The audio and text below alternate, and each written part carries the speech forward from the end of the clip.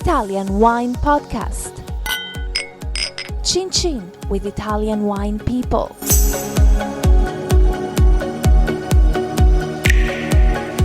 My name is Monty Waldin. I'm with Emilia Nardi from the Brunello di Montalcino estate called Tenute Silvio Nardi. Yes, that's right. Tell me a little about you. You got a very interesting family history. How did your family get into wine growing? Well, we are farmers since centuries. The first farmer was my grandmother. And in 1895, my grandfather started a business, a particular business. We produced, since that time, agricultural implements. And that means that everything is on the back of the tractor. And we are very familiar with the kinds of the soils everywhere in the world because we export a lot there. In 1950, my father took the idea to buy a piece of land in Tuscany, and he wanted to be in a wonderful landscape place, and he chose Casale del Bosco in the Montalcino area.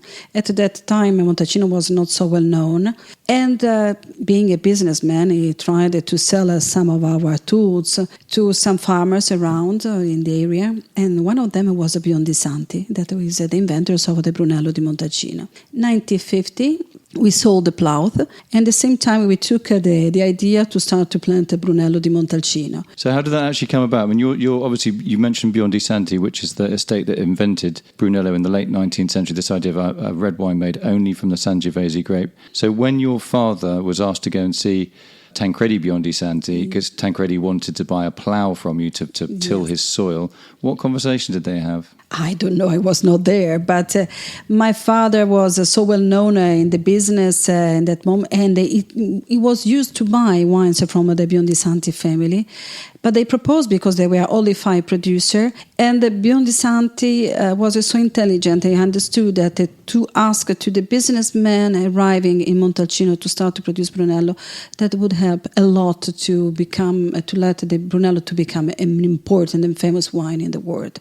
You know, the capacity has always to combine with the possibility. Capacity is Montalcino, the possibility are the businessmen arriving there in Montalcino, in the area. So we can say that one of the reasons why the Biondi Santi family and Montalcino became famous was thanks to your father's being a good seller of ploughs and agricultural implements. No, Brunello has made us important and famous because Brunello is such a wonderful wine.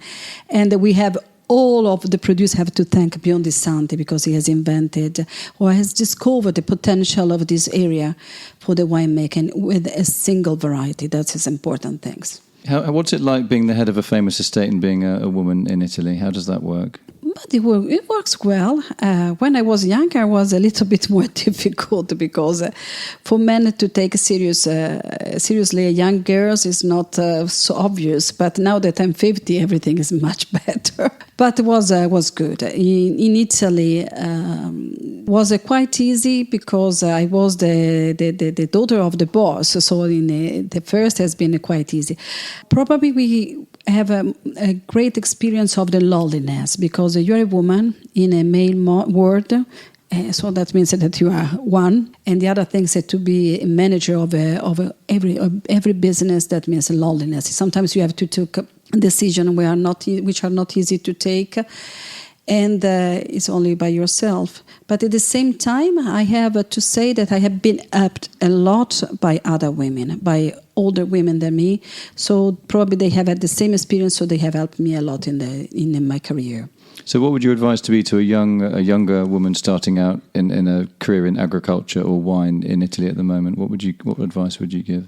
You know, winemaking means that the meaning of the time is completely different from the other businesses. So you need to have time, and you need to. It's a challenging work. To be patient, you mean? To be patient, yes, really to be patient.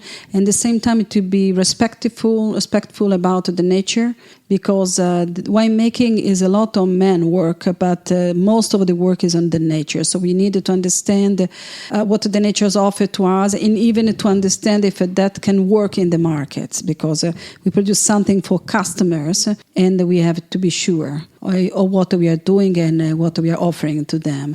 If it's not the situation to produce a good product, it's much better not to lose time and go in producing in other places or to change work.